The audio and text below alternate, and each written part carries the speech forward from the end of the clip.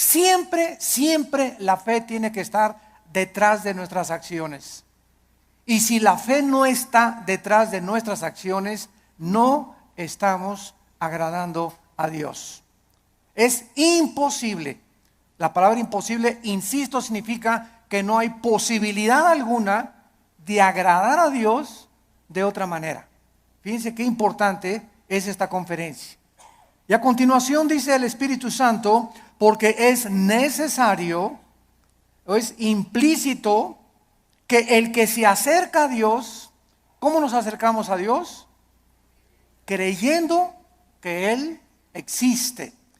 Si tú te pones hoy en la mañana a orar, Señor, te pido por mi hija, mira que tiene 3 días que se fue mi hija. Oh Señor, no tengo trabajo. ¿Tú crees que te estás acercando a Dios con fe? Bueno, primero tranquilízate, cálmate, tómate un chocho tal vez, ¿verdad? Para que te aplaques, pero en un estado emocional donde está, Señor, por favor, etcétera, etcétera, es como si dijeras a Dios, tú no puedes, Señor, contestarme, estoy lleno de aflicción y tú no puedes realmente contestarme, pero yo me acerco a Dios y le digo, Padre, te doy gracias porque mi hija está en tus manos, te doy gracias porque el trabajo que tengo por delante está en tus manos. Y gracias, Padre Santo, porque descargo mi corazón y al levantarnos de la oración, creemos que Dios nos escuchó. Pero si tú te levantas después de orar, con la misma aflicción, con la misma tensión, con el mismo estrés, con la misma ansiedad, vuélvete otra vez a hincar, porque no has agradado a Dios. A través de la oración, cuando nos acercamos a Dios, tenemos con nuestra acción, después de estar en la presencia del Rey, creer que realmente Él nos ha escuchado. Y además hay que creer otra cosa, que Él es galardonador. O sea que Dios nos va a recompensar todo vaso de agua que nosotros demos. Un simple vaso de agua a cualquier persona en el nombre de Jesús. Dios no es olvidador ni deudor para olvidar lo que Él nos tiene que dar, para bien o para mal. Muy bien, vamos pues en el versículo 1 a tratar de encontrar alguna definición que nos ayude a sentar nuestras bases de qué es la fe para comenzar a construir arriba del versículo 1. Es pues la fe, la certeza. La palabra hupostasis, que se tradujo certeza, es sustancia.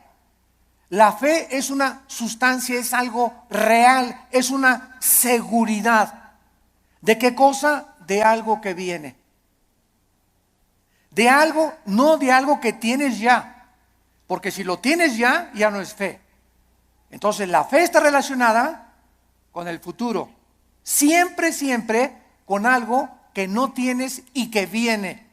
Y que tú tienes que estar seguro que viene. No tengo trabajo ahorita, tengo 3 días sin trabajo, 2 semanas sin trabajo, pero Jehová es mi pastor. Como decía mi esposa hace unos momentos, declaro que soy tu hijo, que nada me faltará, yo voy a mantener mi paz. Mi hijo se fue, mi hija se fue, no tengo trabajo, pero yo tengo la seguridad, la certeza que aunque no lo tengo ahorita, aunque no veo ahorita a mi hija que se componga, ni mi hijo que se componga, y aunque no veo ahorita prospectos del trabajo, lo creo, lo tengo seguro porque tú lo has dicho. No he visto justo desamparado a su descendencia que mendigue el pan. Yo sé que tú me vas a dar el trabajo, Señor. Yo sé que tú me vas a sacar adelante. ¿Por qué? Porque así lo dice tu palabra.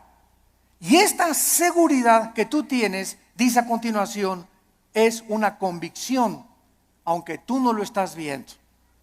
Muy bien, vamos pues a tratar de explicar más claramente esto. La fe está relacionada con el futuro y con lo invisible. Con lo futuro y con lo invisible. Porque es algo que esperamos en el futuro, ya sea en 3 horas, 4 horas, mañana, pasado un mes, un año, no sé. Y al mismo tiempo es algo que no podemos percibir con nuestros 5 sentidos. En el momento en el que nosotros veamos algo, ya no es fe. Porque la fe está relacionada con lo invisible. En el momento que lo veo, ya no es fe. Por eso cuando alguien dice, si yo veo un milagro, si yo veo un milagro, voy a creer, esto es la antítesis de la fe. Porque es totalmente lo contrario. Primero tenemos que creer, como lo vamos a ver, para ver. ¿Me están siguiendo? No es ver para creer, sino creer primero para que después puedas ver la gloria de Dios manifestada. Muy bien, la fe es la certeza, es una seguridad de algo que esperamos y es una convicción de algo que nosotros no vemos. Esta certeza, ¿quién nos las da? Porque necesitamos una certeza y necesitamos una convicción para que nuestra fe sea sólida y esté basada en un buen fundamento teológico. Esta certeza nos la da la Biblia. Porque solo en la Biblia puedes encontrar las promesas que son futuras para nosotros. Dice Dios, si tú siembras escasamente, recoges escasamente. Si tú siembras abundantemente, recoges abundantemente. Si tú amas a tu esposa como Cristo amó la iglesia, no te imaginas las bendiciones que vendrán sobre tu vida. Si tú no amas a tu esposa como te estoy mandando en la palabra de Dios, las promesas mías que te tengo preparadas, no las vas a poder ver. Porque no has creído. Porque para que puedas ver la bendición en tu matrimonio, para que puedas ver la bendición en tu noviazgo, para que puedas ver la bendición económica en tu vida y en tus negocios, antes tienes que creerle a Dios y poner en práctica o en acción lo que Dios dice en su palabra. Y la convicción, ¿quién nos las da? El Espíritu Santo. Entonces tenemos íntimamente relacionadas a la Biblia con el Espíritu Santo. No podemos jamás divorciar al Espíritu Santo de la Biblia, ni la Biblia del Espíritu Santo, porque el Espíritu Santo es el autor de la palabra de Dios. Entonces necesitamos entender que el Espíritu Santo es un espíritu de santidad, ¿verdad? Es el espíritu de verdad, es el consolador. Entonces, si yo tengo el Espíritu Santo y quiero caminar con el Espíritu Santo y Él es santo, ¿podrán caminar dos juntos si no estuvieran de acuerdo? No, ¿verdad? Para que yo camine con el Espíritu Santo, tiene que haber santidad en mi vida, porque Él es santo y me toma de la mano. Pero el momento en el que yo camino sin santidad o comienzo a caminar en pecado en la vida, inmediatamente rompo mi comunión con el Espíritu Santo. Me suelta, es tan sensible como una paloma el Espíritu Santo. Inmediatamente vuela, no se hace a un lado y me encuentro caminando yo creyendo que Dios está conmigo, creyendo que el Espíritu Santo está conmigo y estoy caminando en la carne. Es lo que se llama caminar en la carne. Y la carne es muy consagrada, La carne es muy religiosa. La carne adora a Dios y por acá y por allá, y sin embargo podemos hacer muchas cosas sin la ayuda de Dios en nuestra vida.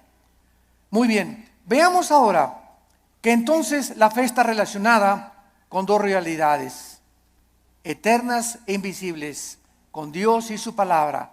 La verdadera fe bíblica está limitada a la Biblia. En otras palabras, hace algún tiempo recuerdo que unas personas me dijeron: Armando, ¿por qué eres tan incrédulo? ¿Por qué no crees que el orito que está cayendo del cielo lo manda Dios y las piedras preciosas que están cayendo en nuestra iglesia son de Dios? Y yo les contesté sencillamente, porque Dios no me manda a creer eso.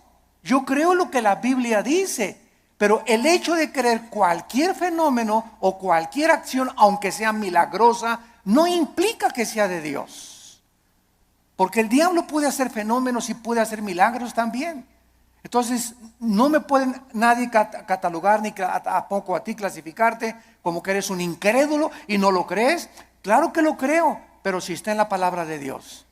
Pero si yo encuentro en Proverbios capítulo 2 que la Biblia me manda y me dice que busque la sabiduría y no las piedras preciosas y no el oro, ¿Qué me está diciendo el Espíritu Santo con estas experiencias que se están manifestando en muchas iglesias? Que estas iglesias están tanto en la carne, que está ahora siendo engañadas.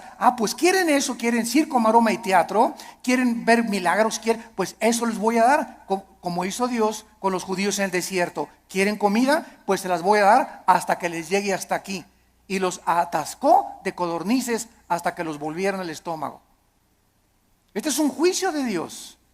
¿Por qué? Porque Dios nos busca que busquemos sabiduría y que no busquemos, ¿verdad?, las cosas que está cayendo ahorita del cielo. Y mira, hermano, le digo, es más diamantina que nada, hombre, esas menso. La fe está relacionada, está íntimamente ligada a la Biblia. Nuestra fe no es un trapo ungido. Hermano, voy a ir al río del Jordán. Y cuando vaya a Israel, voy a meter una botellita el agua del Jordán y me la voy a traer y me la voy a echar cuando esté enfermo. O la voy a poner ahí, ya casi una veladora. Voy a traer agua del Jordán y me voy a bautizar del río Jordán. El agua del río del Jordán y el agua del río Bravo y el agua del río Nilo y el agua del río Támesis en Inglaterra es exactamente igual. El río Jordán no tiene propiedades milagrosas. Es el agua de un río donde hace 2000 años el Señor Jesucristo fue bautizado, pero el agua no tiene nada de milagroso. El río es como cualquier otro río, y el hecho que Jesús y el Bautista hayan bautizado ahí no significa que va a ser agua milagrosa. Estamos retrocediendo otra vez a Roma, a la agua bendita. Antes entraba a la iglesia y le metía la mano y me hacía por mí que agua bendita, porque le hicieron así y le atribuían propiedades milagrosas. Esto se llama hechicería. Esto es vulgar hechicería, atribuirle a un objeto, a agua, trapitos o cualquier cosa, poderes milagrosos. Esto es hechicería. Los brujos usan cosas y collares y amuletos, talismanes, patas de conejo. Todo eso está relacionado con el mundo del ocultismo, no con la Biblia. Y les hablo tan claro como el azul del cielo hoy en la mañana, sin tapujos y derecho y a la yugular. Ya no podemos andar con rodeos. Ya no podemos andar diciendo que tenemos que hablar al pan, pan y al vino, vino. Tú tienes que entender ya claramente qué es la fe. Y ya no estar poniendo un objeto como hace algún tiempo. Me vende un trapito y ahí va la gente y compra el trapito ungido.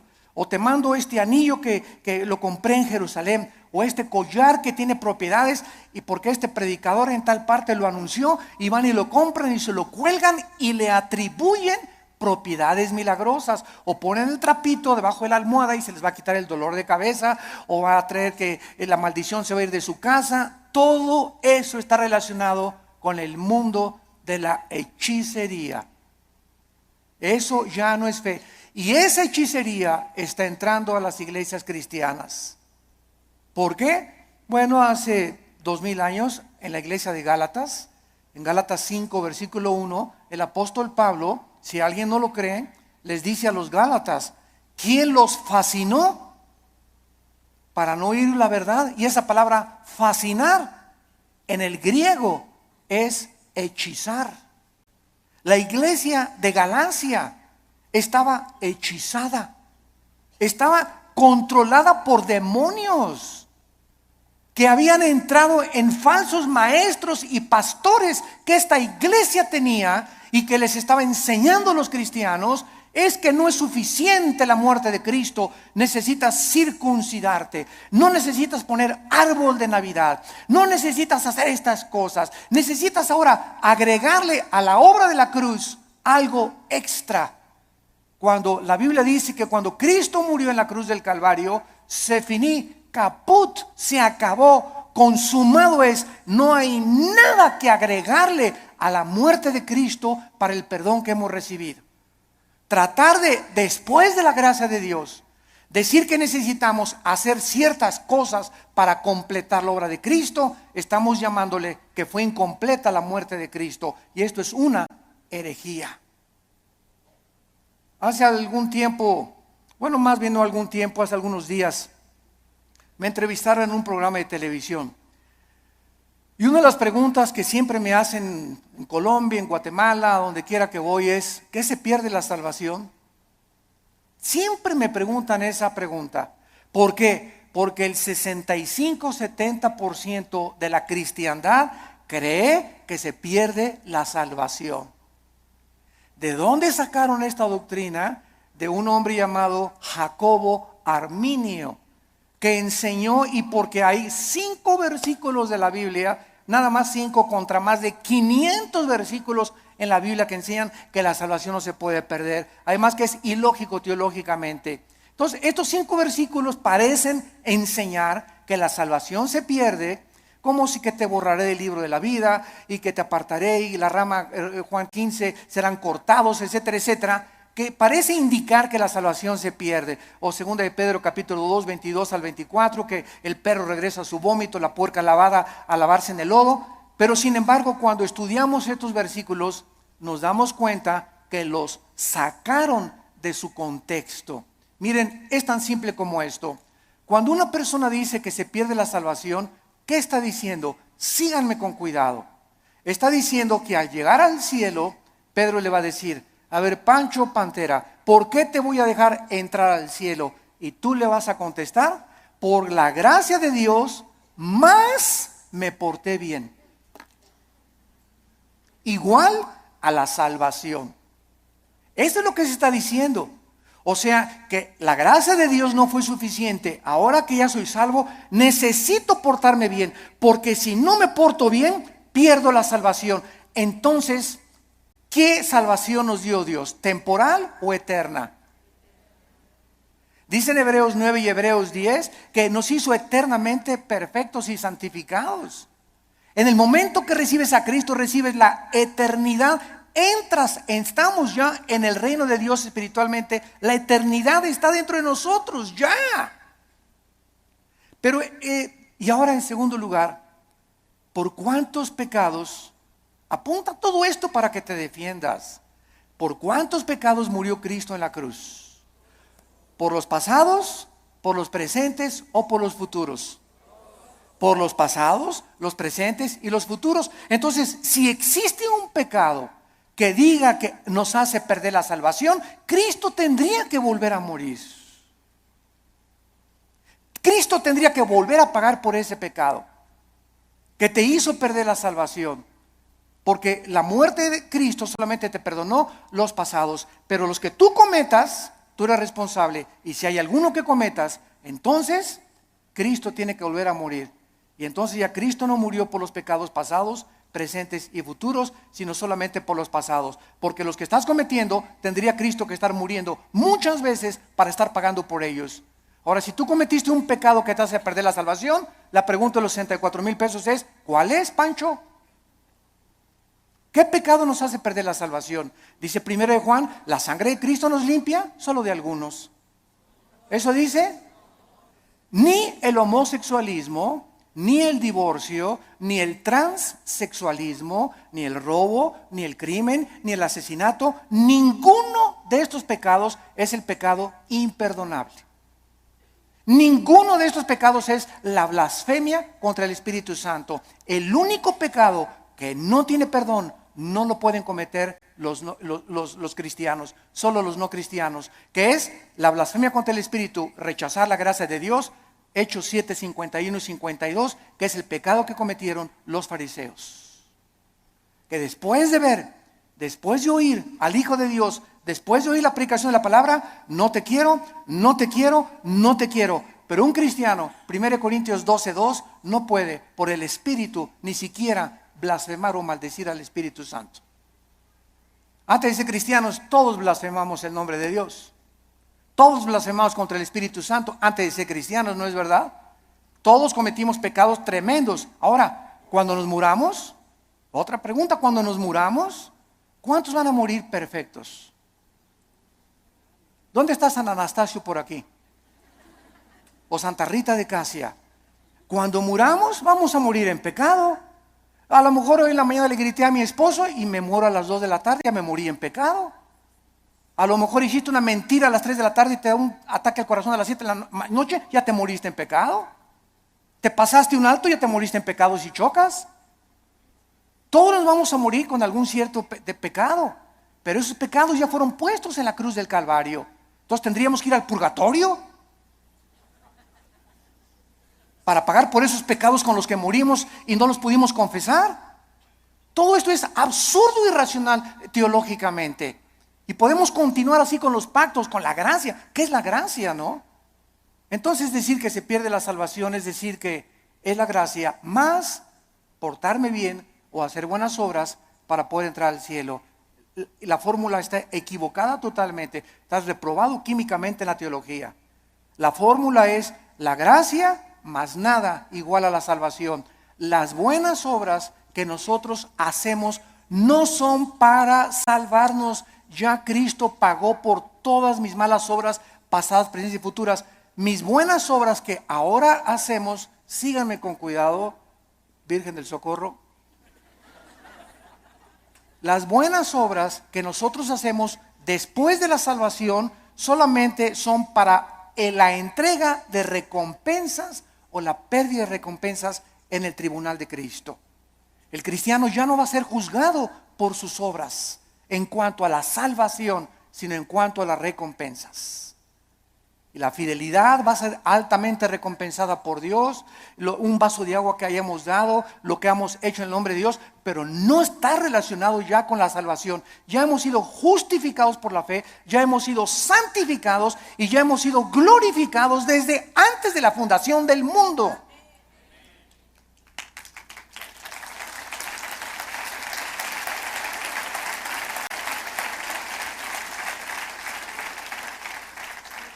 Tenemos que desenterrar otra vez la doctrina de la salvación en el siglo XXI y volverla a enseñar. Claramente, porque el pueblo de Dios, en los errores en que está cayendo, es por no tener bases teológicas firmes, doctrinales, de una doctrina elemental como la gracia y la salvación. Y por todos lados, porque todo el mundo lo cree, yo también lo creo. Demuéstramelo con la Biblia. Y lo voy a creer entonces. Pero no voy a creer que porque todos creen que se pierde la salvación, yo voy a creer que se pierde la salvación. Yo te lo demuestro y se los dije en la televisión, tenemos el debate con el que quiera y se lo demostramos, ¿verdad? Que es absurdo seguir creyendo que se pierde la salvación. Ahora muchos dicen, bueno, como ya no pierdo la salvación, me voy a portar ahora sí, le voy a dar vuelo a la hilacha, ¿verdad? Bueno, dice Gálatas 5:10 que fuimos llamados a libertad, solamente que no usemos la libertad como ocasión para la carne. La persona que dice eso, con que no puedo perder la salvación, puedo hacer lo que quiera, no es salvo. No es salvo. Porque si tienes al Espíritu Santo, no vas a tratar de aprovecharte y tomar la gracia de Dios como una licencia para pecar. Eso demostraría, Romanos 6, que pues pecaremos para que la gracia de Dios abunde. De ninguna manera, porque los que hemos muerto con Cristo, ¿cómo vamos otra vez a pecar? O a tratar de pecar voluntariamente. Ya demostraría que ni siquiera tenemos la salvación. Bueno, esto es importante en relación con la fe. Y vamos a ver ahora algunos ejemplos de la fe en algunos versículos en el Antiguo y en el Nuevo Testamento. Vamos a ver en primer lugar el Salmo 27, para que veamos cómo operó la fe en el Antiguo Testamento y tengamos bases más profundas acerca de nuestra fe. Vuelvo a repetir, la fe está relacionada con el futuro y con lo invisible. La antítesis de la fe sería ver, porque caminamos por fe, no por vista. La vista queda excluida de la fe. Y si camino por vista, está excluida la fe. Una de otra están excluidas. No pueden ser las dos verdad. O camino por fe sin ver, o veo y ya no camino por fe. ¿Está claro? Es muy importante aceptar este concepto. Si caminamos por vista, ya no necesito la fe.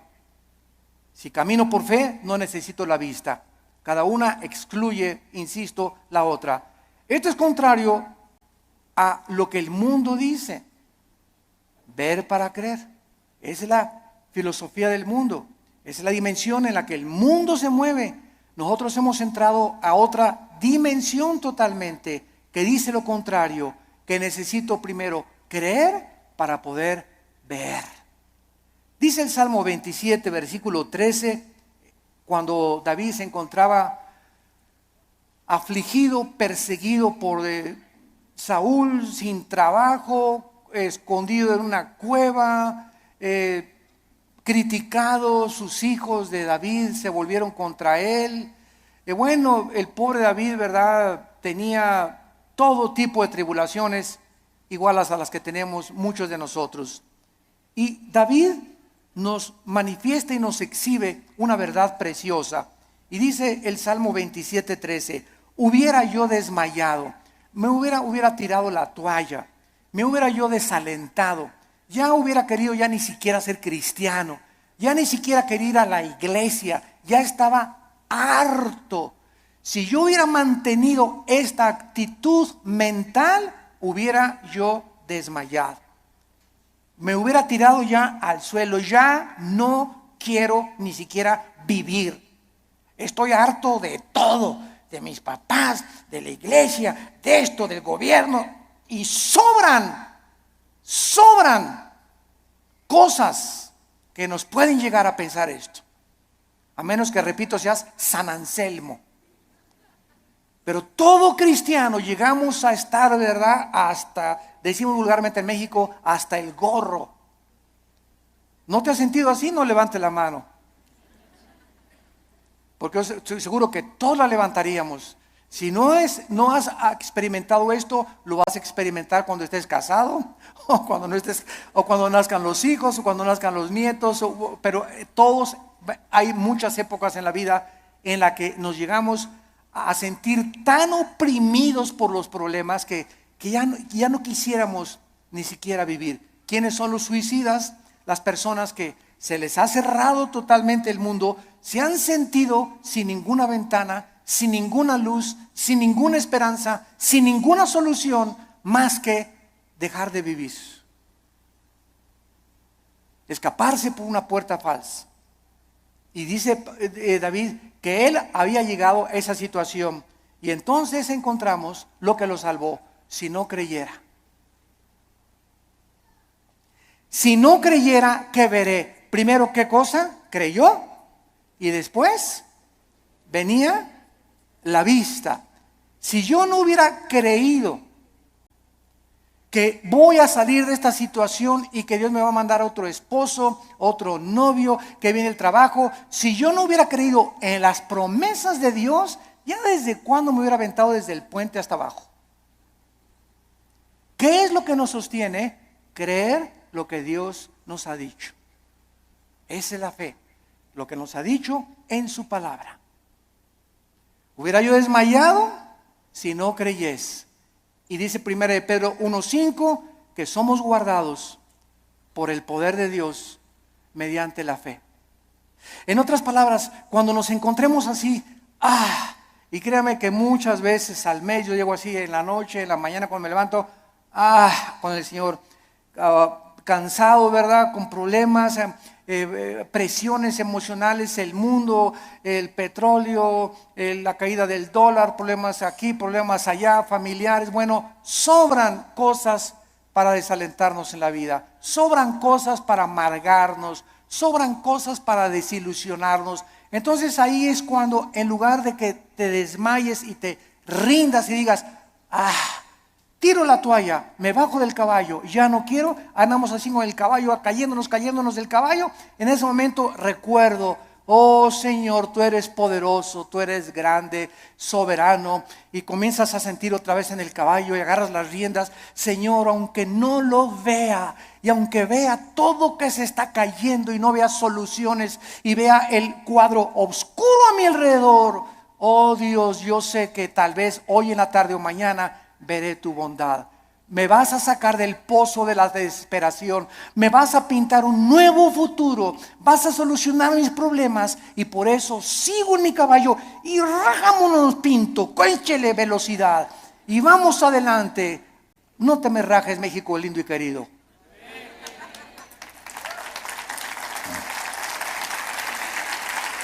No nos echemos para atrás.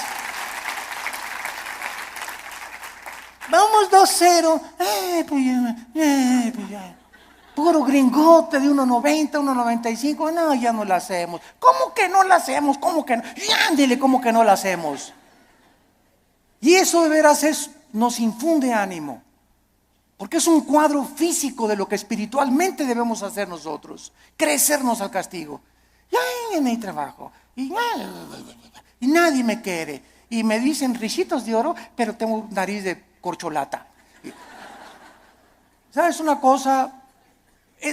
Bueno, ¿por qué comenzamos a sentirnos así? Porque estamos viéndonos en el espejo, porque estamos viendo la situación, porque estamos caminando por vista. Olvídate y desconéctate de lo que ves y lo que por tus 5 sentidos entran y conéctate con la palabra de Dios.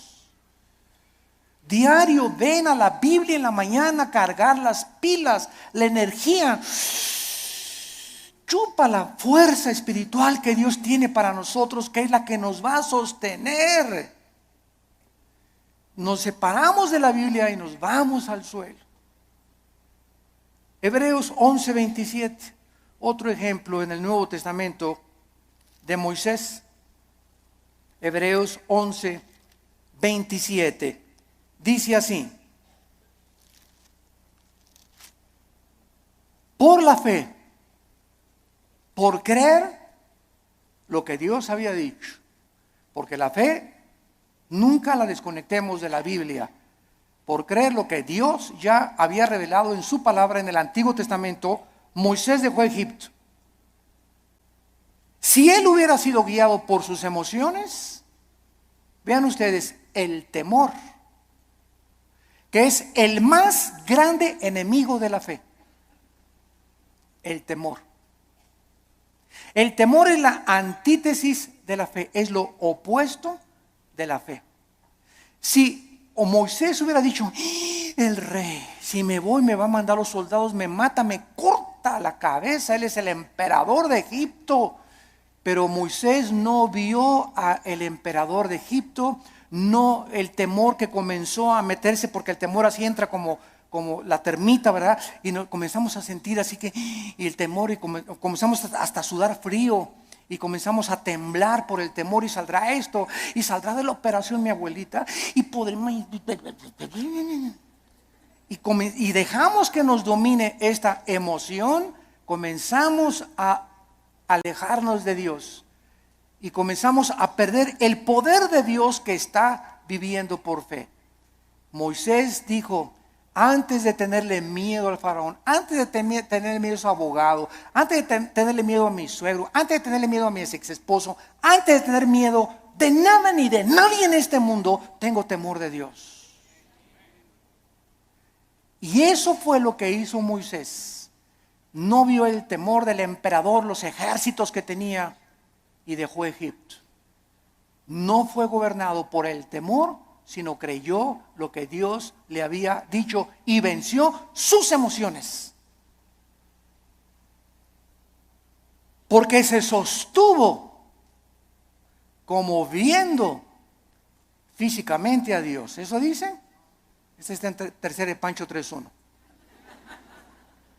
Porque se sostuvo viendo algo que no se veían con sus ojos, ni se experimentaba empíricamente con sus 5 sentidos. Se sostuvo por algo que nadie podía ver, pero él sí podía ver, y podemos ver los cristianos, que es a Dios. Viendo al invisible. ¿Con qué ojos lo vemos? Con los ojos de la fe. Es un par de ojos que el Espíritu Santo nos ha entregado que el mundo no tiene. Vemos no lo que vemos, vemos las cosas que no se ven, porque las que no se ven son más reales que las que se ven. Esto fue lo que hizo que Moisés se pudiera sostener. La fe nos capacita para ver lo que el mundo no puede ver. No hay trabajo, no hay esto, no hay aquello. El mundo, terremotos, se cae. Ahora que fue el terremoto de Japón, no sé si vieron ustedes un video de los muchos que han pasado, que primero el terremoto, el tsunami y el puntillazo, la fuga de gas radioactivo. Y pasaron a una japonesita que era cristiana, como de 80 años de edad. Y está la japonesita en el video caminando y dice, aquí estaba mi casa.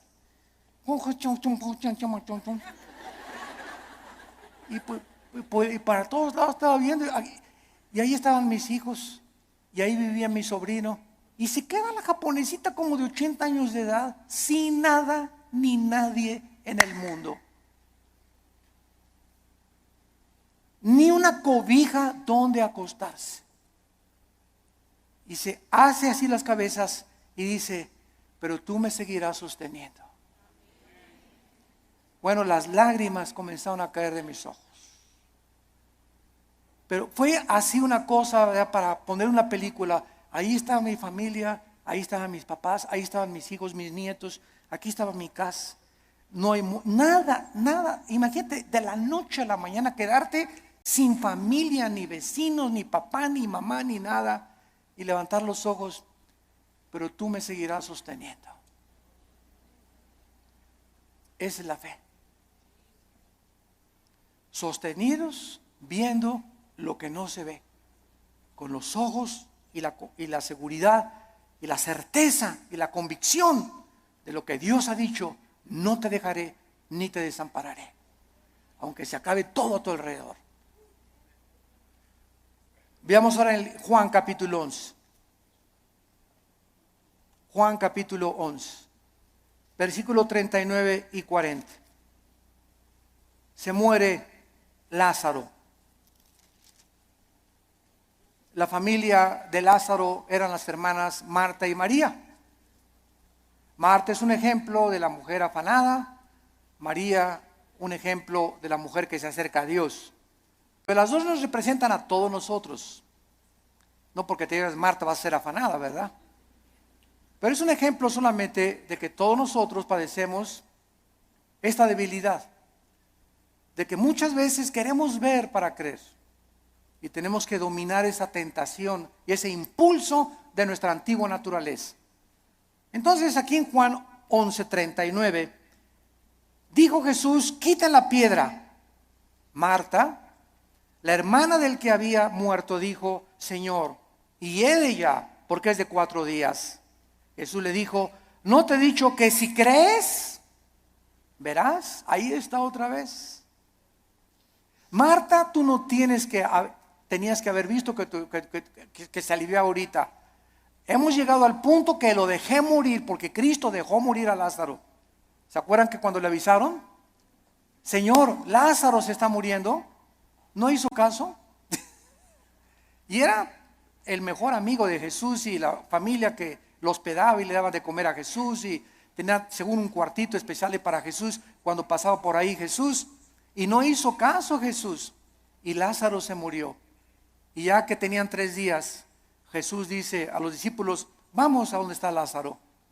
Y ahora sí, como decimos en México, ¿ya para qué? ¿Ya para qué? ¿Ya para qué?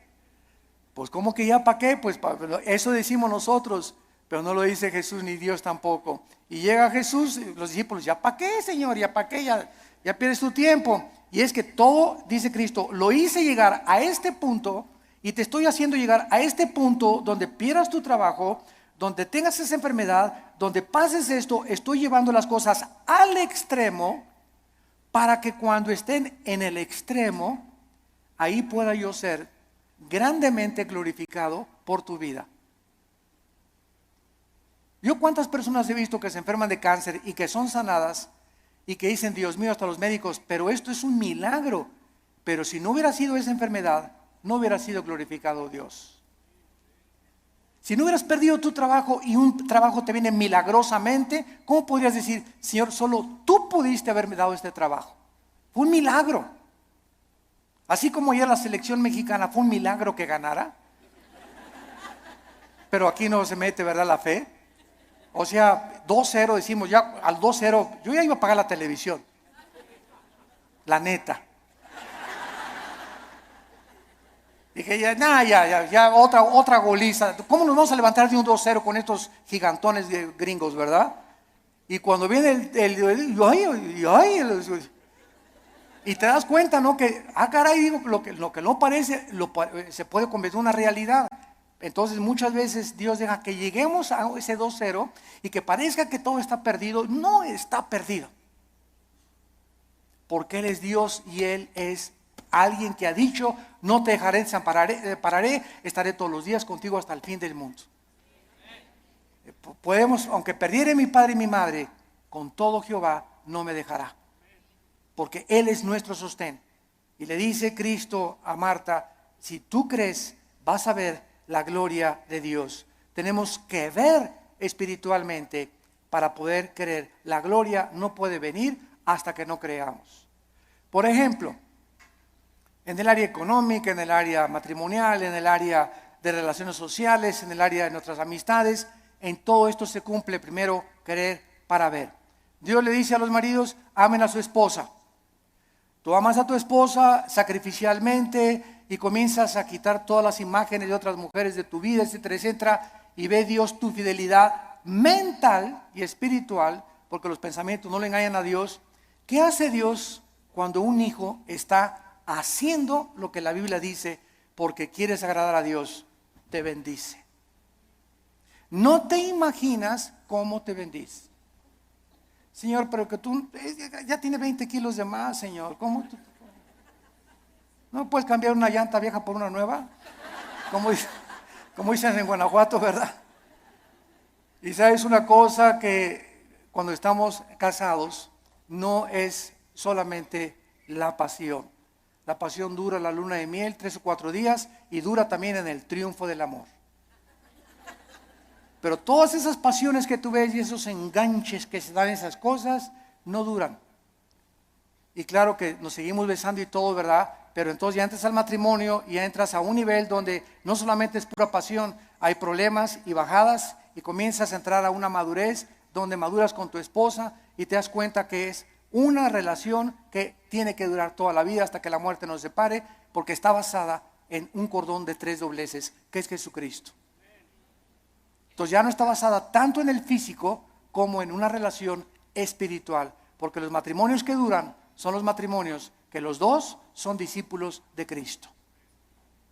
Cuando dos caminan hacia Dios, es como un triángulo. Dios está en la punta del triángulo y aquí está el hombre y la mujer. Cuando el hombre y la mujer caminan los dos siguiendo a Cristo, cada vez están más cerca el uno con el otro, porque más cerca están de Dios.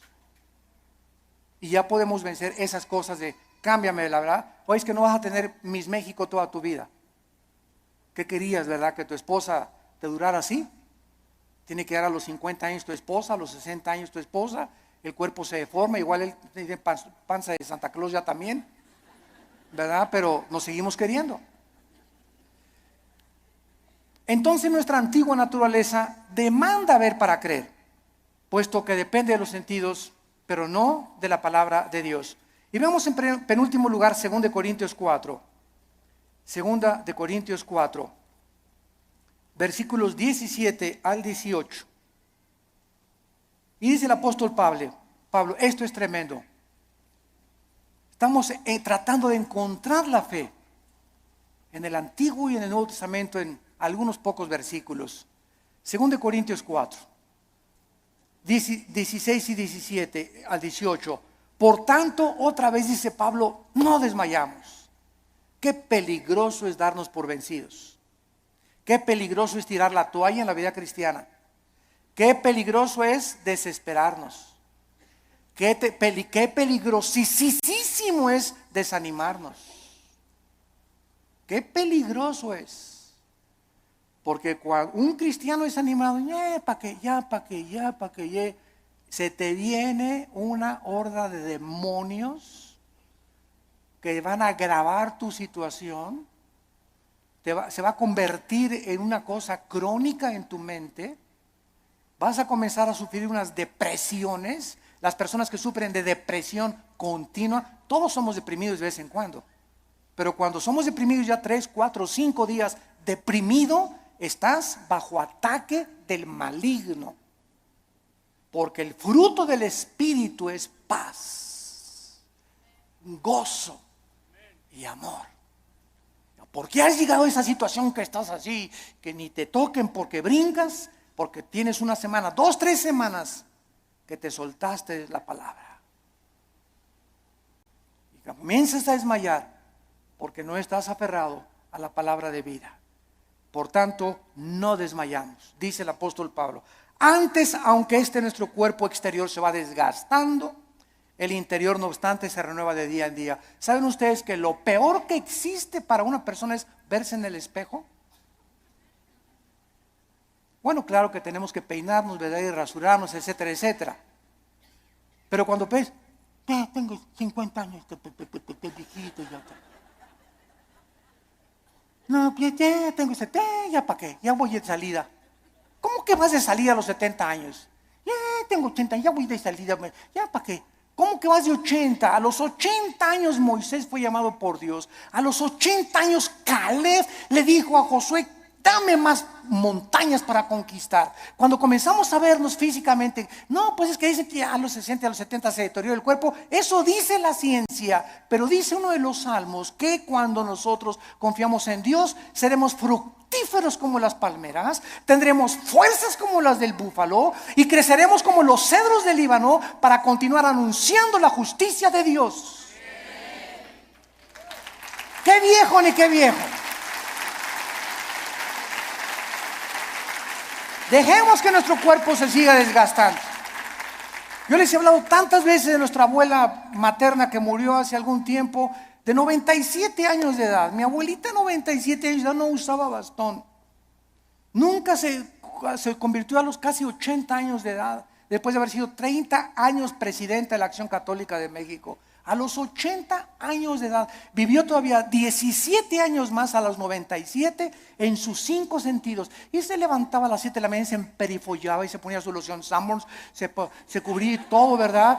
Y caminaba, era la loción famosa en aquel tiempo, ¿verdad? Y la más barata también. Y estaba a los estudios y la llevaba a los estudios en la mañana y en la tarde. ¿Ahora dónde vamos, hijito? Me decía a las 5 o 6 de la tarde el domingo. Le digo, abuelita, tú a tu casa y yo a la mía, le decía. Porque todavía traía cuerda a los 95, 96 años, traía cuerda todavía, porque, a ver, y vamos a ver una película mejor de Walt Disney, ¿no? Y llévame a cenar, abuelita, que me desgastas, abuelita, me debes más de 50 años de edad. Pero ¿qué era lo que la sostenía ella? Y que nunca, siempre el gozo, siempre contenta, ¿verdad? Regañando a todos y por aquí y por allá. Se parece mucho a mi mamá, ahorita usted la conoce, a la generala y mamá, ¿verdad? Sobre todo los que van a Liti. Pero esa es esa energía que necesitamos tener. Y no estar, ya tengo, cacle. El interior se va renovando. Y este cuerpo corrupto vas a echar a los gusanos y al panteón y vamos a resucitar. Así como una semilla contiene un árbol y fruto y ramas, esa semilla, ahí está todo. Así cuando se siembra va a resucitar en un cuerpo glorificado. Y nos vamos a ver, y cuál cacle ni cake nada, ¿verdad? Sino que tenemos que mantener esa energía y esas fuerzas, esas ganas para vivir para Dios. Porque los que se mueren pronto son los que no tienen ganas de vivir para Dios. Ya, para que ya yo llegué, ya voy de salida. Tienes que hablarle a tus nietos y tienes que hablarle a tus viejitas y tienes que ir a los asilos a predicar. No te encierres nada más, cacle. Nada, hay mucho que hacer todavía. La energía la tenemos por dentro y olvídate por afuera. No te veas en el espejo. Ve lo que Dios está haciendo internamente con tu alma. Dice Pablo, porque esta leve tribulación momentánea, miren nada más cómo considera Pablo la vida. En primer lugar, los problemas, las aflicciones y los sufrimientos son leves. Dice Pablo, es como si un mosquito me hubiera picado. Todo lo que he sufrido, las pedradas, la persecución, me arrastraron, mis hijos me dejaron, a mi esposa las violaron, fui castigado por Dios.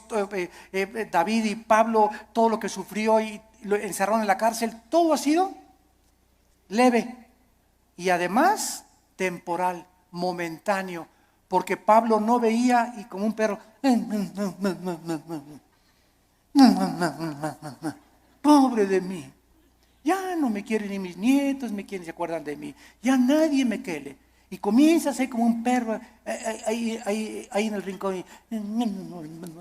Lamiendo tus heridas y compadeciéndote. Y esa autolástima que va a hacer que te hundas y te pintes más rápido. Que te vayas, más rápido. ¿Saben ustedes por qué el astrofísico Stephen Hawking negó a Dios antes de morir? Simplemente porque no pudo explicar sus sufrimientos. Su esposa lo dijo, la primera esposa, Stephen está enojado con Dios, con un Dios que no existe. Se amargó contra alguien que no existe. Y siempre estuvo repelando, ¿verdad? Porque si Dios es Dios, no lo sanaba y no lo levantaba de esa silla de ruedas. Hace poco ustedes escucharon el testimonio de Nicky, un muchacho sin brazos y sin piernas. Nació con el puro tronco nada más. Y cuando oye su testimonio dice que a los 8 o 9 años de edad, como no podía suicidarse, se metió y con la boca abrió la llave del baño para ahogarse. Y en ese momento él reaccionó y dijo, ¿pero qué es esto? Y comenzó a gritarle, Dios, si existes, dime la razón por la cual me trajiste hacia el mundo, sin brazos y sin piernas. Y entonces él entrega a los 11, 12 años de edad su vida a Jesucristo. Y no se imaginan ustedes los millones de almas que este muchacho, Nicky se apellida, ¿verdad? Nicky ha ganado en el mundo. Aquí lo tuvimos en México y mi esposa y yo, su esposa es mexicana y se han discipulado con nosotros desde hace muchos años. La esposa de él y la familia de ella también. Ahora ya van a ser papás otra vez. Así como lo ven, pero juguetón. Gracias a Dios por su vida. Entonces, ¿podríamos nosotros realmente, porque esta es la espada y este es lo que esgrimen los ateos, los escépticos, los agnósticos? Es que, ¿por qué si hay un Dios, hay un sufrimiento? ¿Por qué es? Entonces, como no pueden entender y no tienen respuestas, y no las van a tener fuera de la Biblia, se encierran en una cárcel. Y en lugar de que este hombre hubiera podido escuchar a su esposa, bueno, ok, tú me dices que es un Dios, dime por lo menos, o explícame por qué permite el sufrimiento. Pero ni siquiera quiso hacer eso. Negó completamente todo contacto con la Biblia. Y esta es la razón de esta serie que me he propuesto comunicarles a todos ustedes y a todos los que nos escuchan a través de las redes sociales, porque es el tiempo que seamos luz. El mundo está pidiendo respuesta a los políticos, astrofísicos, ateos, agnósticos, escépticos, etcétera, etcétera. Las universidades en Latinoamérica están llenas de ateos, infectando las mentes de nuestros hijos, incitándolos a una revolución, incitándolos a la violencia, porque ellos creen que a través de esta violencia y de este idealismo pueden ellos hacer un cambio en México social, o en Veracruz, o en cualquier otra nación. ¿Por qué? Porque hay un idealismo en la juventud que no tiene respuestas, y nosotros somos la luz del mundo. Ya es hora que brillemos, ya es hora que levantemos la lámpara. Todos los 70s, 80s y 90s del siglo XX persiguieron a la Biblia, persiguieron al cristianismo, persiguieron a los pastores en Latinoamérica. Yo recuerdo cuando fui a la universidad a la conferencia en la Facultad de Filosofía y Letras, cómo querían burlarse todos. Ay, ya llegó el padrecito, así me decían, ya llegó el padrecito. A ver de qué nos va a hablar el padrecito, porque como ellos no tienen respuestas, creen que nosotros tampoco las tenemos. Y cuando nos enfrentamos a auditorios y les demostramos que hay más evidencias científicas en la creación bíblica que en la famosa teoría de la evolución. Cuando alguien te diga y tú le preguntes, bueno, ¿cuál es tu punto de vista o tu perspectiva? de cómo te imaginas que creó el universo, ¿qué te van a contestar? Pues por ahí anda una enseñanza, una ideología que se llama el Big Bang o la grande explosión traducida. ¿Y qué significa esto? Que pues los físicos y se imaginan, porque no se puede probar científicamente, que pues comenzó con una explosión en el universo. Y entonces de esa explosión se formó todo lo que nosotros vemos. Cuando las propias leyes de la física, la primera y la segunda ley de la termodinámica, contradicen el Big Bang. Virgen del Socorro.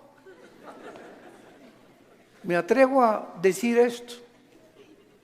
La misma física que dice la primera ley de la termodinámica, nada se crea ni se destruye, la segunda ley, todo tiende al desorden, a la oxidación, a la destrucción, a la corrupción. Nunca del desorden se ha formado el orden por el amor de Dios. Entonces, ¿cómo podemos estar defendiendo una teoría que la aceptamos ciegamente? Porque mi maestro me la enseñó. Porque tu maestro no tiene ninguna otra explicación. Y como dijo Don Teofilito, como decimos aquí en México, ni la tendrán si no vienen a la Biblia. Porque por medio de la ciencia y por medio de la intelectualidad, que es limitada, el ser humano no puede traspasar y trascender la dimensión espiritual, la dimensión del mundo invisible. Entonces el intelecto choca contra las cosas que no entiende y al llegar ahí se vuelven locos. Entonces no puede el ser humano comprender la inmensidad del universo que nos rodea, ni los caminos ni los pensamientos de Dios, porque son más altos que los nuestros. Dios tuvo que bajar hace 2000 años en la persona de Jesús para Él comunicarnos y revelarnos los secretos que se encuentran detrás de su universo, de su soberanía, de la tierra, de dónde venimos, los animales, la genética y la ciencia que continúan como demostrando y comprobando simplemente que la Biblia tenía la razón. Y es hora de hablar. Y es hora de tener una confrontación directa, porque el mundo se está hundiendo en la confusión teológica, en la confusión ideológica. Los gobiernos los invitamos al próximo desayuno en junio, ya les dieron su volante titulado El fracaso de los gobiernos humanos. Otra vez, ¿verdad? Vamos a examinar todos los gobiernos, nazismo, fascismo, monarquías, democracias, etcétera, etcétera. ¿Por qué ninguno ha funcionado? ¿Por qué siguen peleándose? ¿Por qué ahorita ya los partidos políticos en todas partes del mundo, ya sus convicciones, los estatutos en los que formaron sus partidos están deshaciéndose y contagiándose con el otro? Es como si nosotros dijéramos, soy cristiano pero me voy a juntar con los mormones y con los musulmanes. Cuando los principios de los musulmanes, los principios de los mormones y el cristianismo se contradicen unos a otros. Entonces, ¿creo realmente que mis convicciones son reales y es la verdad?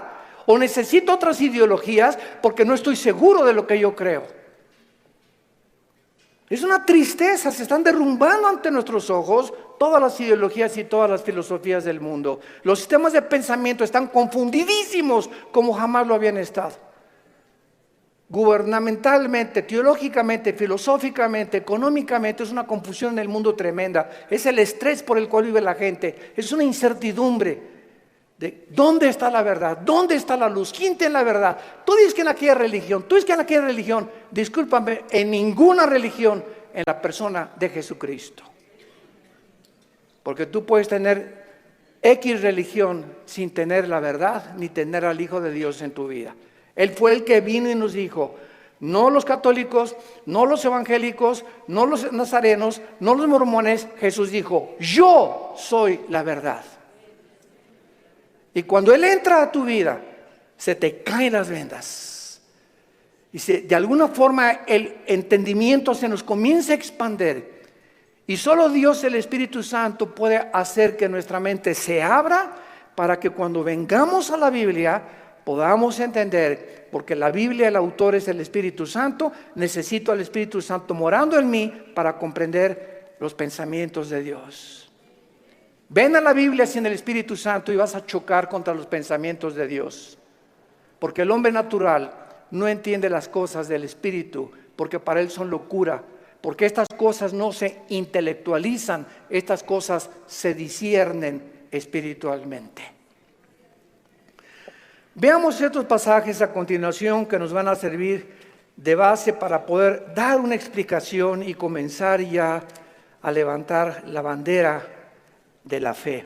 Dice en Romanos 5, versículo 3, y no solo esto, sino que también nos gloriamos en las tribulaciones, sabiendo que la tribulación produce paciencia. Alguien viene sin el Espíritu Santo y lee este versículo, la conclusión a la que llega dice, esto lo escribió un loco. ¿Cómo puede alguien que está atravesando tribulaciones o problemas gloriarse? Inmediatamente se enfrenta a esta persona con una pared. Pero es que esta persona no entiende que las próximas palabras es que estas tribulaciones y estos sufrimientos, Dios los está usando para formar nuestro carácter, que si no sufrieras, de otra manera no podrías aprender muchas cosas en la vida que solamente a través del sufrimiento se aprenden. Dice Salomón en Proverbios, el sufrimiento purifica el corazón. Esta es la razón por la cual comenzamos ya a entender, y cuando comenzamos a entender los pensamientos de Dios, y aunque no vamos a ser libres del sufrimiento, por lo menos Dios va a entrar a nuestra vida y nos va a dar una esperanza para que en ese valle de sombra y de muerte tengamos paz.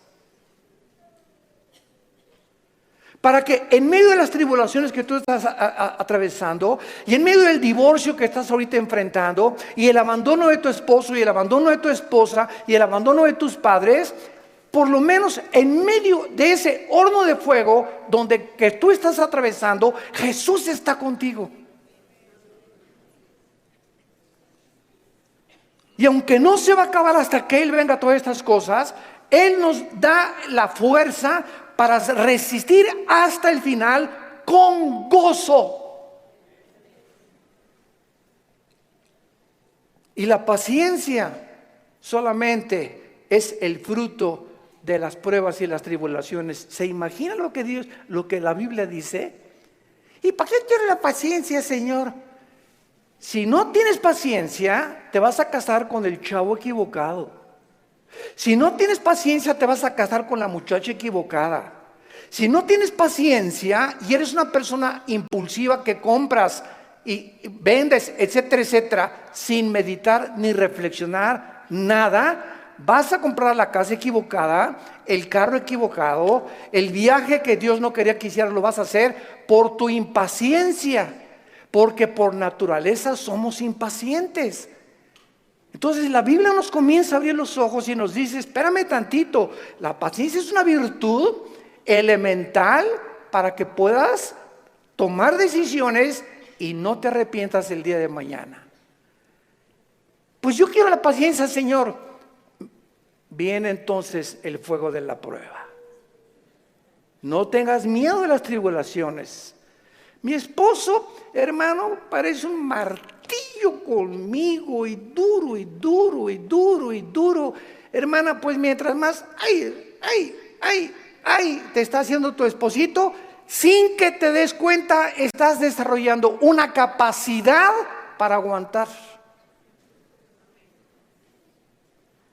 Que si no quieres hacer eso, pues sácate un cuchillo y vete sobre él entonces. Y acaba con tus problemas. Hace muchos años, quiero irme con mucha calma con estas conferencias porque son muy importantes y tratar no se imaginan, oren por nosotros, por mi esposa y por nosotros, nuestros hijos. necesitamos mucho de las oraciones de todos ustedes. Y le pido a Dios mucha oración, que siempre que yo estoy enfrente de un público pueda yo tener la capacidad de explicar su bendita y profunda palabra. Hace muchos años había un dramaturgo inglés llamado Oscar Wilde. Y él hizo muchísimas obras de teatro. Yo me acuerdo, tenía como 18, 19 años de edad. Formé parte de un elenco teatral llamado Hamlet. Y en una de las cosas que yo tenía que declarar durante el escenario, en el teatro, representando a Hamlet, ¿verdad? Dice así la obra de William Shakespeare: morir, dormir, no más. ¿Qué es más levantado para el espíritu? Levantar las armas contra un piélago de calamidades y haciéndole frente a acabar con ellas, o esperar el sufrimiento y dormir y morir no más.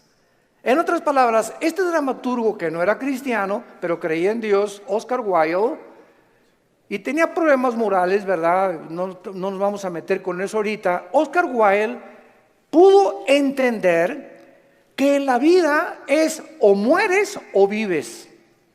Ahora, escojo vivir, aguántate. Le decía a mi papá, no chille, agarre piedras. Estamos vivos, no es Disneylandia, por el amor de Dios, ya madura. No es Reino Aventura. No estamos en el milenio todavía, estamos en un mundo de una raza humana caída, donde hay pecado, muerte, oscuridad, sombras, tristeza, enfermedades, violencia, etcétera, etcétera. Y vamos a través de esta serie a explicar por qué permitió Dios esto. Y nos vamos a dar cuenta, cuando veamos la explicación de Dios, vamos a levantar las manos, te voy a decir: Señor, profunda es tu sabiduría y tu gracia y tu misericordia. Cuán profundos son tus pensamientos. Y yo era como era porque no entendía. Ahora entiendo, Señor, y te alabo y te bendigo. Y va a venir una paz sobre tu vida que sobrepase el entendimiento, que te va a dar la fortaleza de seguir viviendo para Jesús. Y este es el propósito de esta serie que he tratado de preparar para todos ustedes y los que nos escuchan. Las tribulaciones nos producen paciencia. Necesitamos la paciencia. La segunda es Santiago capítulo 1, versículos 2 y 3. Santiago capítulo 1, 2 y 3. Hermanos míos, otra vez parecía que estuviera loco Santiago, de cual fumó. Tengan por sumo gozo cuando se hallen en diversas pruebas. ¿Quién puede llegar a esa conclusión, verdad? Gózate cuando te corran de tu trabajo. Gózate cuando pierdas tu casa. Gózate cuando tienes algún problema, ¿verdad? ¿Por qué me voy a gozar? Porque esa prueba que estás atravesando está produciendo paciencia. Otra vez, Santiago está de acuerdo con Pablo para poder, con diferentes palabras, decirnos que las pruebas producen paciencia. Entonces tú llegas a tu casa con tu esposa. ¿Qué crees, mi chenchita? ¿Qué, mi amor? Estás tan contento, te veo, te ascendieron de puesto. No, mi amor, al contrario, me corrieron. ¿Quién podría reaccionar así? Nadie, ¿verdad? Ni marihuano. Nadie podía reaccionar de esa manera, más que un cristiano que vive en el Espíritu. Y la esposa, oye, pero ¿sabes una cosa? Esto no es para que te pongas contento. Sí, mi amor, ¿sabes una cosa? Porque acuérdate, Romanos 8:28, todas las cosas contribuyen para nuestro bien. Y no me corrieron porque haya sido ladrón, borracho, parrandero, jugador o defraudador. Me corrieron, ¿verdad? Por políticas, lo que tú quieras. Pero ¿sabes por qué me gozo, mi amor? Porque creo lo que dice la Biblia. Ahorita mi única reacción se había llegado: vieja, sácamela de don Julio reposado. y vamos a ponernos los dos hasta atrás. Esta vida no vale gorro, vamos a divertir, que nada, y que Dios ni qué cristianismo. Esa es la otra reacción. Y comenzar con la autolástima y comenzar a amargarte contra Dios. ¿Te das cuenta?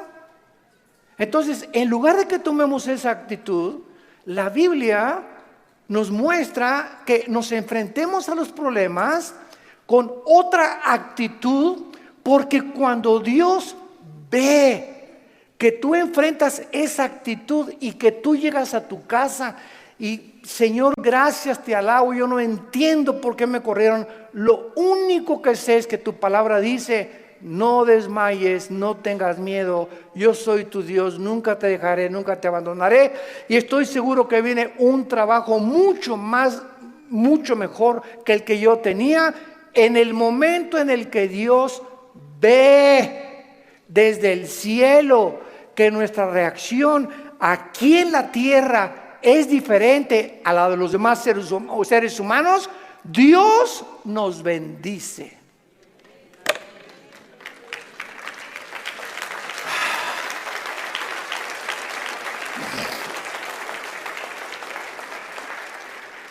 Porque sin fe,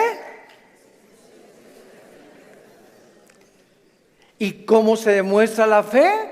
Actuando al contrario de nuestros sentimientos y emociones. Hebreos 11:6. Y el versículo 1 de Hebreos 11 dice: y la fe es la certeza de lo que se espera, la convicción de lo que no se ve. Veamos y metamos aquí un microscopio. La fe está relacionada con el futuro y con lo invisible. Es una certeza, es una seguridad de algo que está adelante de mí, que estoy esperando. Y aunque yo no lo vea, estoy seguro que viene a mi vida. Y además estoy tan convencido, aunque no lo vea. La fe, si no es algo que tú estás esperando y no estás convencido, tu fe es la fe de los demonios. Dice Santiago capítulo 2 que los demonios también creen. No, yo creo en Dios. Pero ¿sabes una cosa? Tú dices que crees en Dios intelectualmente, pero no demuestras que tú crees en Dios por la forma como tratas a tu esposa, por la forma como tratas a tus padres, por la forma como ves a las mujeres. Este pueblo, Marcos 7, dijo Jesús, de labios me honra. ¿Cuánta gente hay por todos lados? Y van a desayunos, y yo creo en Dios, pero sus acciones, su conducta contradice la piedad que ellos expresan o que creen tener en su corazón. Entonces te vuelves un hipócrita. Te vuelves un falso cristiano. Porque la fe tiene que, dice Santiago, sin obras no es fe. La salvación es por la fe, pero la forma de demostrar que esa fe es salvífica, que realmente nos ha transformado, es cuando vemos que ha transformado mi vida. Ya no soy el que yo era antes, antier, o hace un mes o hace 6 meses. Ahora cambió mi vida con mi esposa, la forma como veo a mis hijos, la forma como manejo mi negocio, la forma como me relaciono con la gente, la forma como veo los gobiernos. Cambia completamente mi vida. Y si yo no manifiesto esta actitud o esta nueva conducta, no es cierto que soy cristiano. Y lo vamos a ver en el tercer pasaje, Primera de Pedro capítulo 1. Y ahí vamos a comenzar nuestra serie. Esta es la introducción.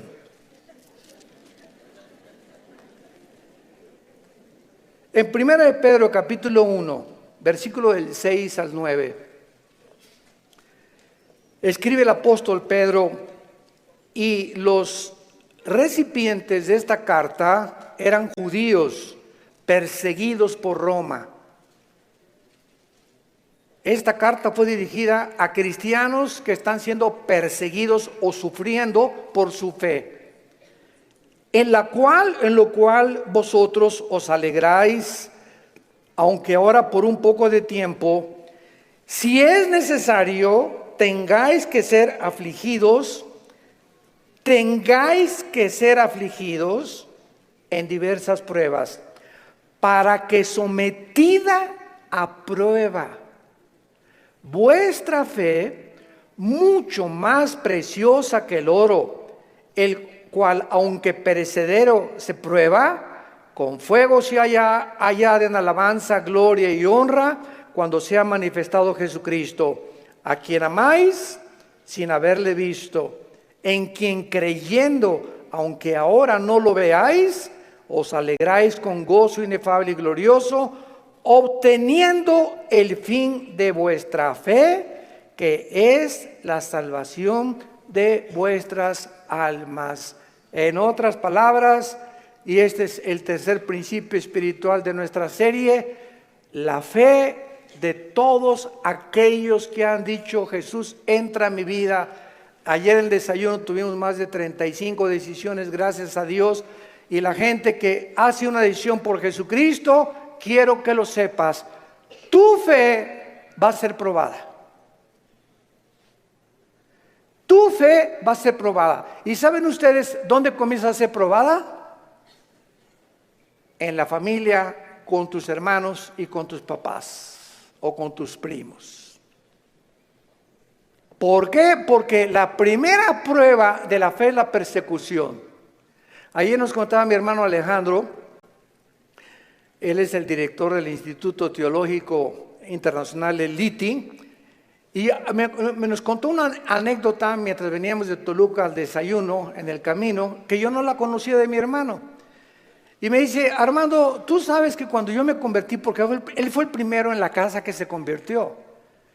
Y yo los correteé como 2 o 3 años. Una vez quise incendiar una reunión de oración. El gadareno era Pinocho comparado con los demonios que yo traía. Y se los digo en serio. Y me dice mi hermano: tú sabes que cuando yo me convertí, guié a la casa, y mi mamá inmediatamente me quiso correr. Ya te metiste con una secta, quién sabe qué te metieron, etcétera, etcétera. Total, dice, me tuve que salir de la casa, y a los 4 días regresé a la casa. ¿Y qué crees? Estaba un cuñado mío, nuestras hermanas, la abuela, los tíos, y me hicieron juicio. Todos alrededor de la mesa, diciéndome: a ver, acércate por favor, estamos escuchando que ya te cambiaste de religión y que andas por ahí con unos aleluyas y quién sabe qué tantas cosas, y en esta familia la única religión que tenemos es tal y tal y tal y tal cosa. Y dice mi hermano: yo lo único que hice es a todos ellos que me hicieron juicio por haber aceptado a Cristo, en lugar de que contentos de que dejé las drogas, porque era bien hipioso mi hermano antes, y le metía todo, ¿verdad? En lugar de que estuvieran contentos, estaban completamente enojados que yo había comenzado a leer la Biblia. Y lo único que les dije fue, puse la Biblia en medio de todos y les dije: ¿la han leído? Y comenzaron todos a voltearse unos con los otros. No, Chepo. Pues si no la han leído, ¿qué base tienen para juzgarme que yo estoy mal? Porque si no es la Biblia la base de nuestra fe, ¿qué es entonces? Yo no les dije que fui con los mormones ni que fui con soy un musulmán. Estoy en un grupo de cristianos que leemos la Biblia. Y si ustedes no leen la Biblia, no tienen ninguna base. Y dice mi hermano: desde esa vez nunca se volvieron a meter conmigo. Pero vino la persecución inmediatamente, y vendrá contra ti también, y comienza en la propia familia. ¿Por qué? Porque Dios nos sacó de las tinieblas de nuestra familia para regresar a nuestra familia e iluminarlos y sacarlos también al reino admirable de la vida de Jesucristo. Y si tú en tu familia no eres una luz, y en tu medio donde trabajas no eres una luz, y no estás dando testimonio de Jesucristo, tu cristianismo es religioso nada más. Y recibirán poder. ¿Para qué? Para poder enfrentar al mundo. Sin ese poder no se puede enfrentar al mundo. Hechos 1:8. Y recibirán al Espíritu Santo y me serán testigos. Entonces vemos nosotros que tiene un propósito todo esto. Muy bien, vamos pues a comenzar esta serie con las siguientes declaraciones y reflexiones. No cabe duda que vivimos en un mundo completamente disfuncional.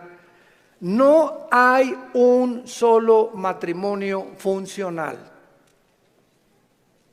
El matrimonio es la unión de dos extraterrestres. Pero por si fuera poco, dos extraterrestres que ninguno se conoce ni se entiende el uno al otro. Y vas a tener 60 años de casado, como dijo un gran predicador hace algún tiempo en un estadio en Estados Unidos que lo escuché. Yo tengo 60 años de casado más o menos y sigo sin entender a mi esposa. Y como dijo Dion Teofilito, ni las vamos a acabar de entender. Porque no nos manda Dios a entenderlas, nos manda Dios a amarlas. Entonces, cuando nosotros comprendemos esto, que no hay un matrimonio, o sea, no hay un matrimonio perfecto, es lo que quiero decir. No hay un matrimonio donde todo, en la luna de miel, John Travolta y se casó con esa muchacha que se parece a la Madonna y vamos a ser felices y qué guapo, ¿verdad? Y tiene coche. Todo eso desaparece después de la luna de miel. Comienzas a enfrentarte con una persona imperfecta de los pies a la cabeza, peor todavía si no son cristianos. Si con cristianos se lucha y se sufre, imagínate no siendo cristianos, ¿no? Por eso hay tantos divorcios. Entonces te enfrentas con una persona, con una mujer que no sabes cómo tratarla, no sabes, de todo chilla, no sabes por qué chillan las mujeres de todo. Habla, parece perico de África, como habla mi esposa. Es que a las mujeres Dios les dio esa capacidad de hablar hasta por los, quién sabe por dónde más. Hasta por los pies hablan las mujeres. Y nosotros, ¿verdad? O sea, tú sabes una cosa, cuando tú hablas con una persona, en el momento en que te paras a escuchar a una persona, no sé si ustedes lo sepan, la Biblia nos los muestra, el hecho que te estés concentrando en escuchar lo que está diciendo, estás emanando energía, te estás desgastando. Cuando Jesús lo tocó a la mujer, ¿se acuerdan ustedes la mujer con el flujo? Alguien me tocó. ¿Por qué? Porque dice, energía ha salido de mí. Todo el sufrimiento que ella tenía se lo transmitió y Jesús en su hipersensibilidad sintió inmediatamente. Hoy eligieron los apóstoles, pero todo el mundo te toca. No, hay alguien que me tocó con el propósito de recibir algo de mí y lo sentí en mi espíritu. Es una hipersensibilidad espiritual tremenda. Pero cuando tú te sientas con alguien, entonces esta es la razón por la cual mujeres, los hombres nos sentamos y viene tu esposa y 15, 20 minutos y a los 10 minutos no tenemos la capacidad, yo no sé cuántos de ustedes sean superhéroes, ¿no? Pero la mayor parte de los hombres no tenemos la capacidad de oír más de 10, 15 minutos. Comenzamos, sí, amén, gloria a Dios, mi amor. Sí, es cierto, sí, te amo, tienes toda la razón, ¿no? Comenzamos ya con el avión, etcétera, etcétera.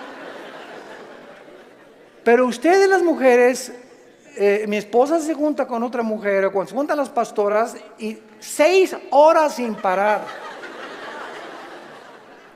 Yo llego a los restaurantes, me recoges a las 7, sí voy a las 7, y ahí está, digo, oye, mi amor, te dejé a las 2 de la tarde, y sigues en la mesa platicando con ellas, y se despiden, y están en la puerta del restaurante, bye, y en la noche llega, y le siguen hablando por teléfono. Señor mío y Dios mío. Jesús, María y José y el burrito que los acompaña. Así son. Dejémoslas, felicitémoslas, pero no las contradigamos, mucho menos, porque así las hizo Dios. Las mujeres tienen 7 días al mes que sus hormonas cambian drásticamente en la famosa menstruación. Y durante esos 7 días no te atrevas a decirle nada. No te atrevas a tocarla tampoco, ni sexualmente tampoco, porque está prohibido en la Biblia. Son tiempos en el que vuela la mosca y se ponen a llorar, hipersensibles. Es una semana en la que hay que yo te llevo el desayuno a tu cama, mi amor, yo le voy a lavar los trastes, yo te lavo la ropa del bebé o lo que sea, ¿verdad? Y comienza el hombre a entender la naturaleza femenina, que no estamos para que ellas nos sirvan, no son nuestras esclavas ni nuestras sirvientas.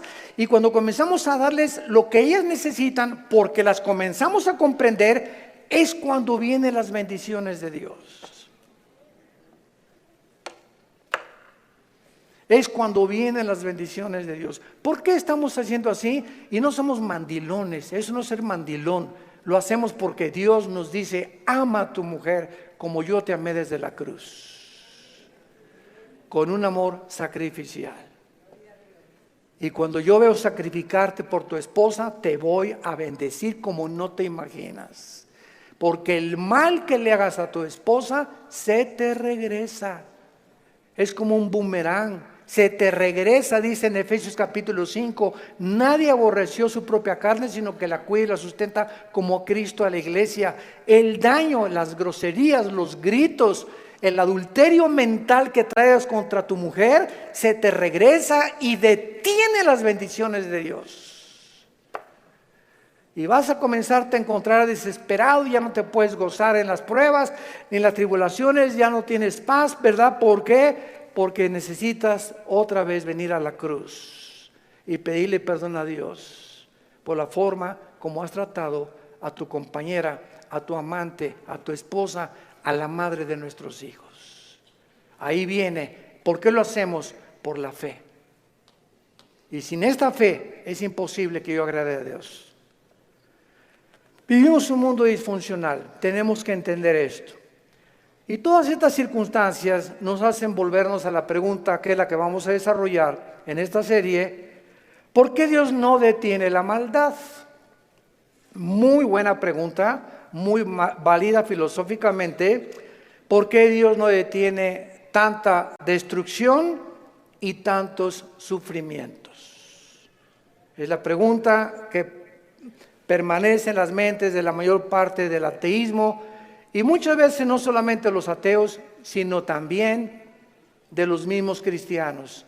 La única diferencia, escuchen esto, señores ateos que nos escuchan, en cualquier programa que haya en el mundo de televisión o de radio o en cualquier foro, nunca a un ateo ni a un agnóstico le van a hacer estas preguntas, nos las van a hacer a nosotros. Porque los ateos no tienen respuestas. Y como no tienen respuestas, por eso se enojan contra Dios. Y por eso se amargan y por eso dicen que son ateos.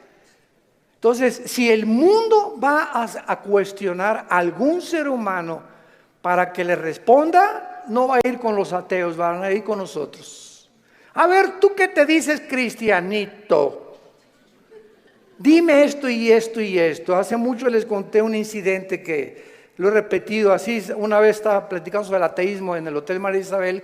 Salimos del desayuno hace algunos años y me aborda una persona en el elevador, pero así, ¿verdad? Usted es el señor Andrés, así, mucho gusto, ¿cómo está? Ya entramos al elevador juntos. Usted dice que Dios es todopoderoso, ¿verdad? Pero con esa actitud, ¿verdad? Usted dice que es todopoderoso, ¿verdad? Sí, efectivamente, Dios es todopoderoso. Y si es todopoderoso, ¿por qué no acaba con el diablo si él tiene poder? Y le contesté: porque comenzaría con usted.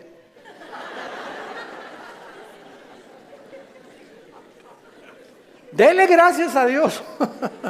Le cambió completamente su perspectiva, ¿no? O por lo menos ya le di tarea para ir reflexionando ella a su casa, de que hay respuestas y que si realmente Jesús hubiera venido o ahorita acabara con la maldad, acabaría con todos, porque perverso y engañoso es el corazón de todos los seres humanos.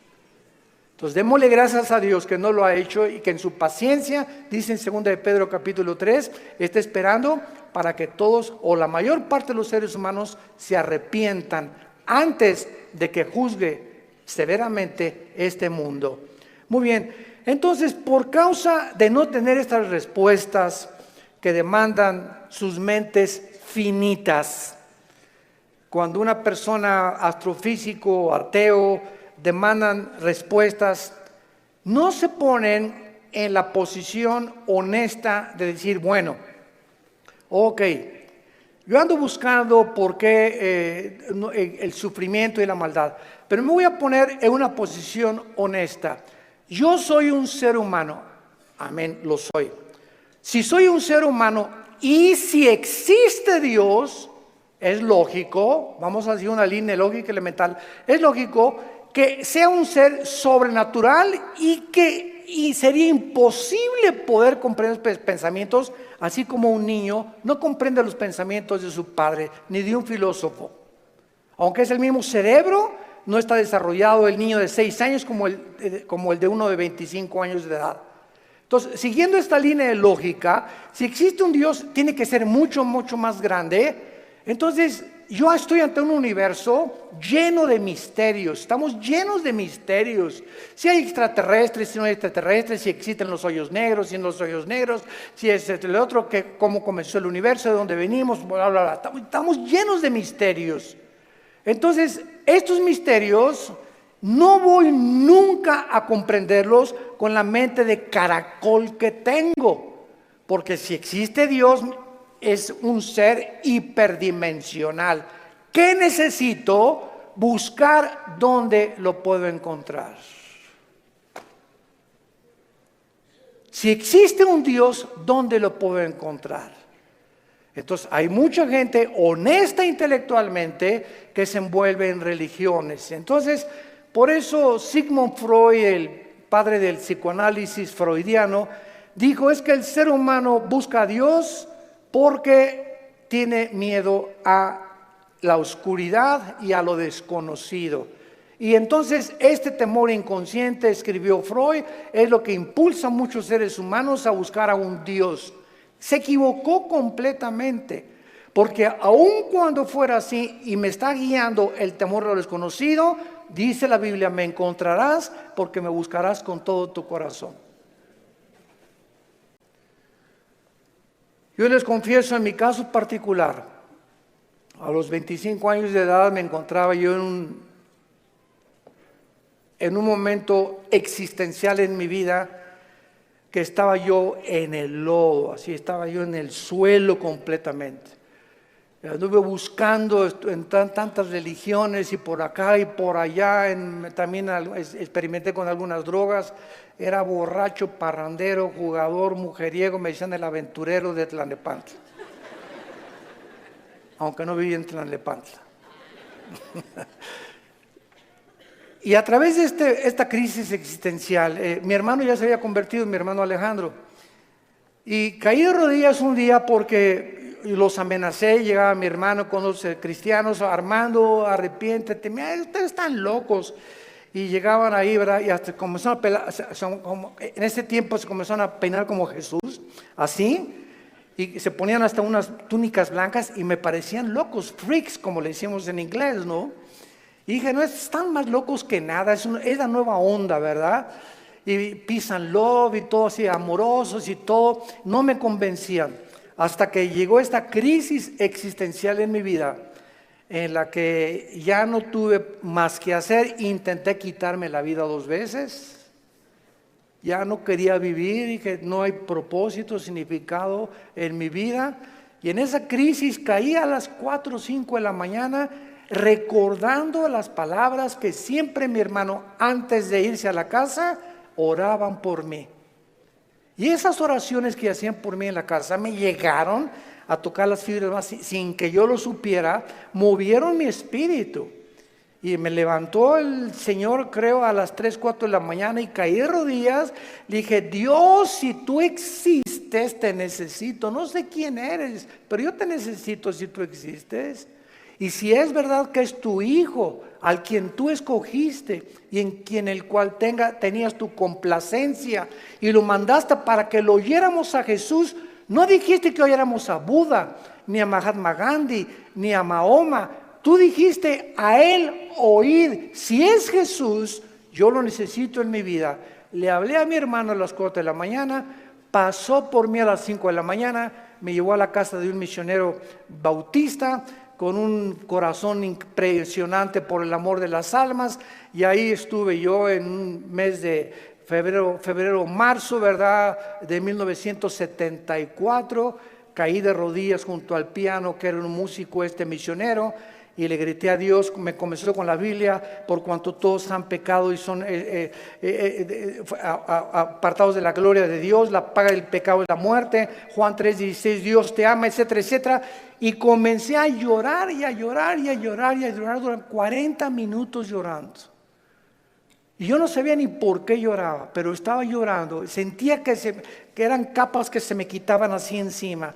Y ahí quedé tirado todavía como media hora. Ya me dijo el misionero, dijo: vamos a dejar a tu hermano aquí solo en mi estudio.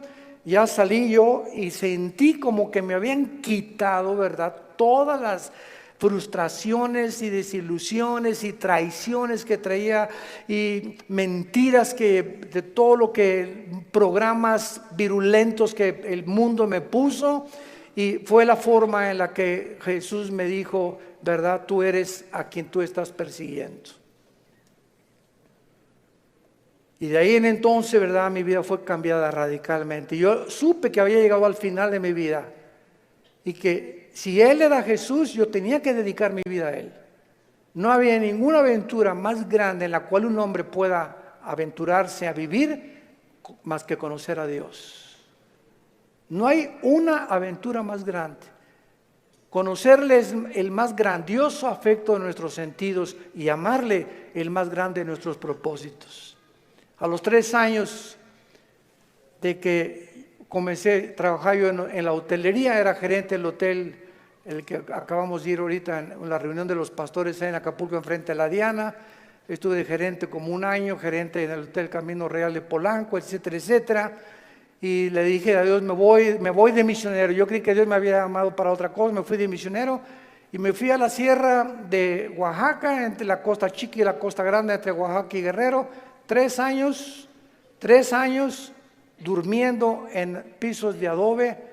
Mi cojín era un ladrillo envuelto en periódicos, y me tapaba en la noche con periódicos, con los indígenas. Yo creí que me había llamado Dios para ser misionero, porque los misioneros que conocí en Acapulco me mandaron para que yo fuera, y lo único que me daban era un cheque de $100 al mes. Comíamos lo que pescábamos, las almendras que arrancábamos y los mangos que quitábamos de los árboles, durante 3 años de mi vida. Y ahí conocí la máxima de las pobrezas. Más pobre no puede ser. Yo dormí en camas de piedra, hermano, te gané. En covachas, estas eran chozas de adobe.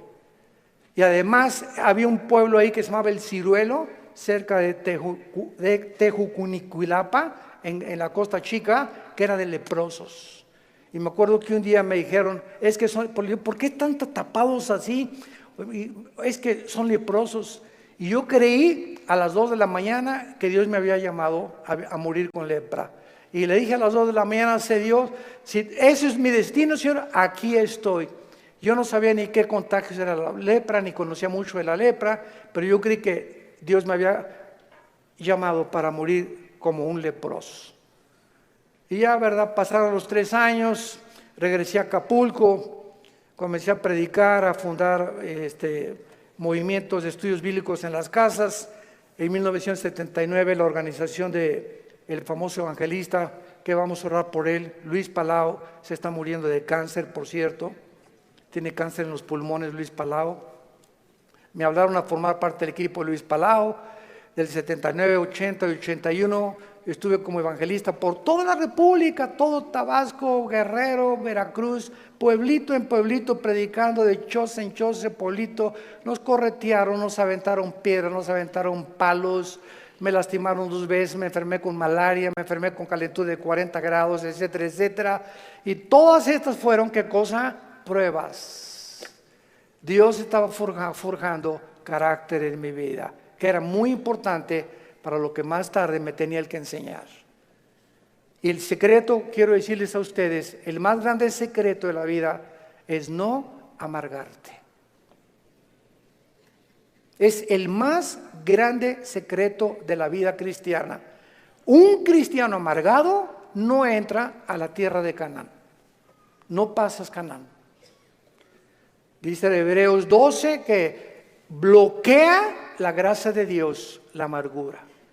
No importa lo que nos hayan hecho, lo que nos digan.